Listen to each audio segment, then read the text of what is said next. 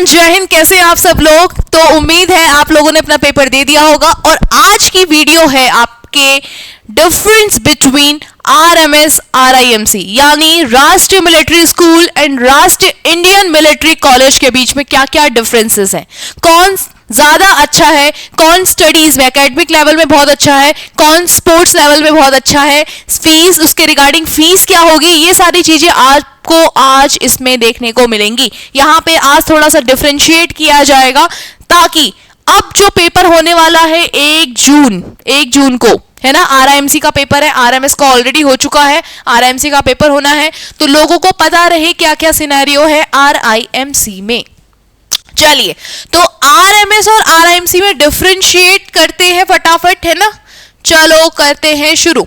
Okay, जो आपका RMS है बच्चा, राष्ट्रीय मिलिट्री स्कूल, ये आपके टोटल 5 है। कितने? 5। और आपका जो आरआईएमसी है, राष्ट्रीय इंडियन मिलिट्री कॉलेज, ये आपका कितना है? 1 है, जो इकलौता है। आप खुद ही सोचो, जो चीज 5 और जो चीज 1 हो, तो वो उसमें इंपॉर्टेंस किसको दोगे ज्यादा? जो चीज 1 है, क्योंकि उसमें कांटे की टक्कर होती है ना। जो चीज 1 होती है वो बहुत ज्यादा हार्ड होती है कि नहीं? ऑब्वियस है, उसके लिए उतनी ज्यादा मेहनत करनी पड़ेगी क्योंकि वहां पे आपके सिलेक्शन रेशियो जो होते हैं, इवन सीट्स जो होती है बहुत कम होती है, ठीक है। तो यहाँ पे जो टोटल आरआईएमसी अगर मैं बोलूँ तो 1 ही है, जो कि उत्तराखंड में है, देहरादून के अंदर। और जो आरएमएस है वो 5 जगह पे है, आरएमएस चेल, आरएमएस अजमेर, आरएमएस धौलापुर, बेंगलुरु और बेलगांव, ठीक है। 2 राजस्थान, 2 कर्नाटक एंड 1 हिमाचल प्रदेश में। ये ऊपर वाला हिमाचल प्रदेश में, ये दोनों कहाँ है? राजस्थान में। और लास्ट के 2 कहाँ है बच्चा? कर्नाटक में, ठीक है। अब अगर मैं बात करूं एलिजिबिलिटी क्राइटेरिया की, तो वो समझिए, एलिजिबिलिटी क्राइटेरिया जो होती है आरएमएस के लिए, जो स्टूडेंट्स होंगे आरएमएस के लिए जाना चाहते हैं, है ना, उन्होंने अपनी क्लास 5th और क्लास 8th या तो कंप्लीट कर ली हो या उसमें अभी हो, ठीक है। अपियरिंग में भी आप डाल सकते हो या आपने कंप्लीट कर लिया हो, आपके पास पासिंग सर्टिफिकेट होना चाहिए क्लास 5th का, क्लास 8 का, क्योंकि आरएमएस में एडमिशन होता है क्लास 6 के लिए, क्लास 9 के लिए। क्या बॉयज एंड गर्ल्स दोनों ही करेंगे? तो बच्चा यहाँ पे ध्यान देना, जो आपका एलिजिबिलिटी क्राइटेरिया है क्लास 6th के लिए, है ना, यहाँ पे आपकी 5th क्लास कंप्लीट होनी चाहिए क्योंकि क्लास 6th के लिए होता है। तो क्लास 5th के लिए, 6 के लिए आपके पास बॉयज एंड गर्ल्स दोनों होते हैं, जबकि क्लास 9th के लिए आपके पास ओनली फॉर बॉयज, ठीक है। अब बात करूं यहां आरआईएमसी में, तो यहाँ पे जो एलिजिबिलिटी क्राइटेरिया है, यहाँ पे कुछ बच्चों को डाउट होता है, क्या हम क्लास 9 के लिए आरआईएमसी देंगे? नहीं, आप क्लास 8 के लिए आरआईएमसी का पेपर देते हो। आपने या तो अपनी 7th क्लास कंप्लीट कर ली हो, है ना, पासिंग सर्टिफिकेट हो 7th का, या फिर अभी अपियरिंग हो, आप 7th क्लास में अभी हो और अब पढ़ रहे हो, तब भी आप आरआईएमसी का पेपर 8th क्लास के लिए दे सकते हो। अच्छा, अगर मैं एग्जाम की बात करूं तो एग्जाम यहां जनवरी में होता है बच्चा, ठीक है। आरएमएस में एग्जाम जनवरी में होता है, साल में 1 बार, ठीक है।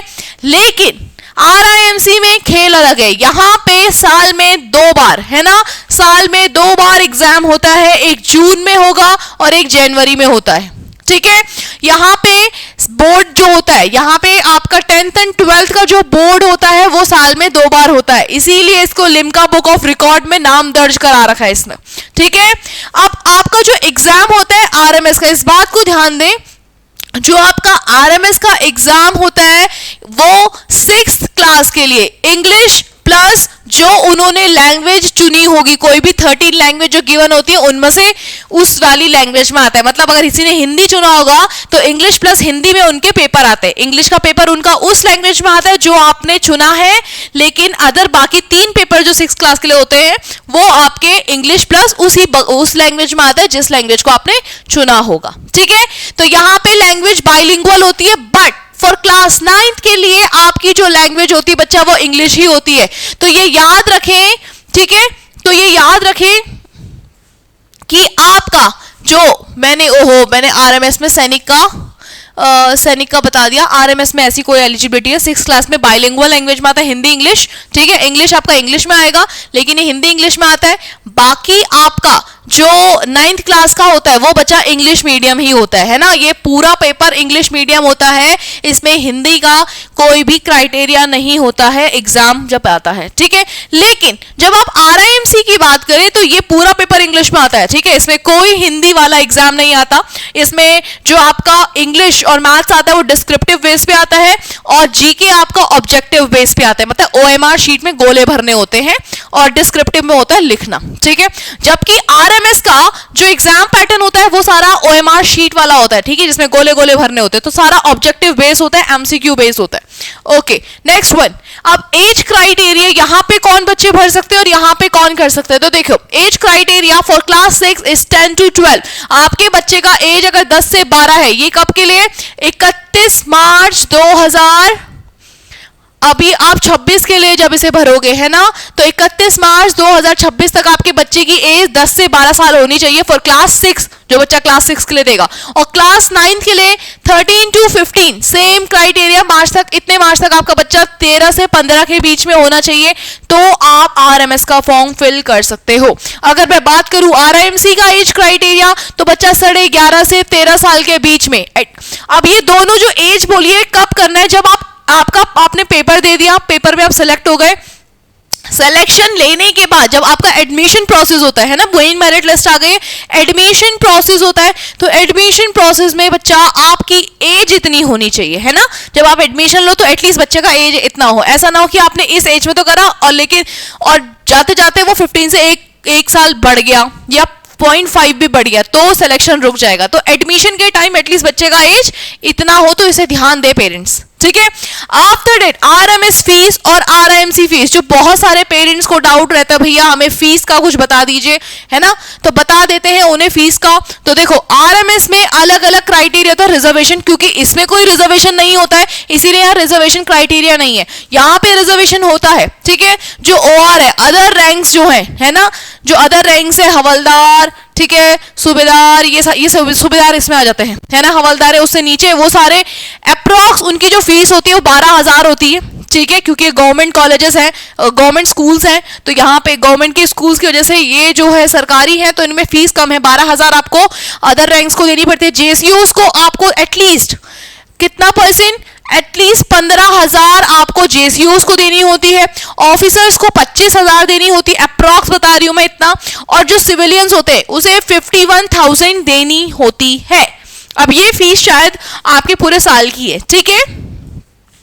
ओके, आरएमसी का जो फीस क्राइटेरिया बच्चा फॉर टर्म है ना, कुछ टर्म के लिए, जैसे आपके एक साल में 2 टर्म होते तो 6-6 महीने के गैप पे होते, तो 6 महीने के एक टर्म में आपको 38,000 देना पड़ता है, ठीक है।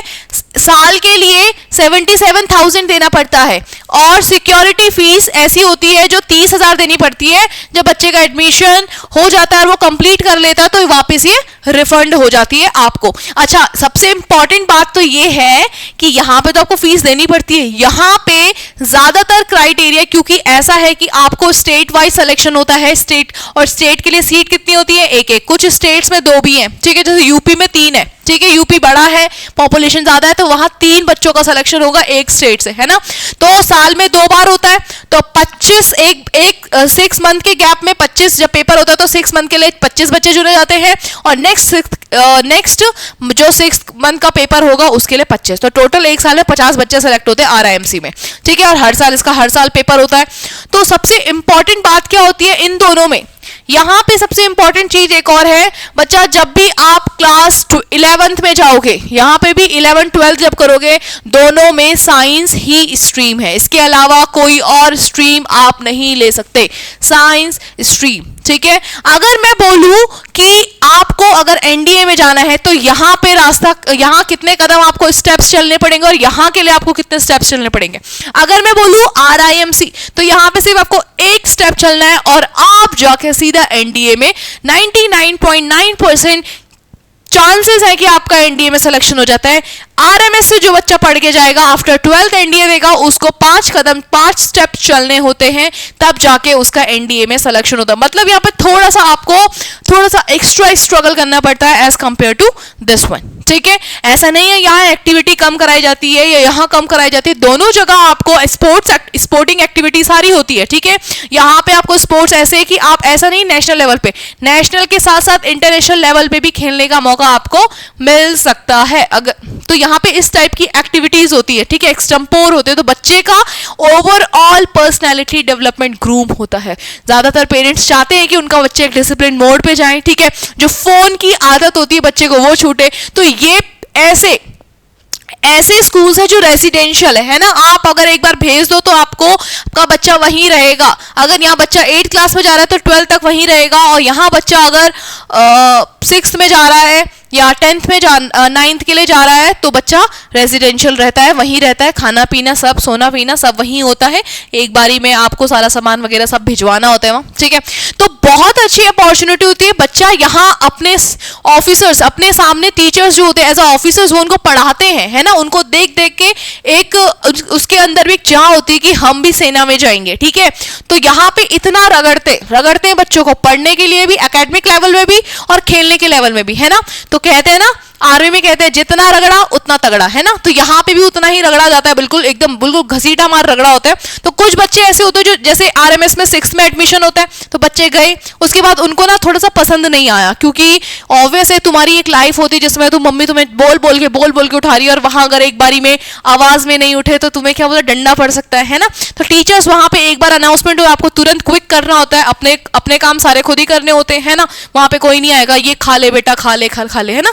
तो इस तरीके से कुछ बच्चों को लिए थोड़ा सा टफ हो जाता है। तो कुछ बच्चे जैसे जाते आरएमएस में गए फिर बाहर निकल के आ गए, है ना, उनको ऐसा अच्छा नहीं लगा तो 8th क्लास में वापस आ गए, तो वहां पे कुछ सीट्स वेकेंट हो जाती है, तो वो सीट्स आपकी 9th क्लास में फिल होती है, ठीक है। ऐसे ही सेम इसके लिए भी है।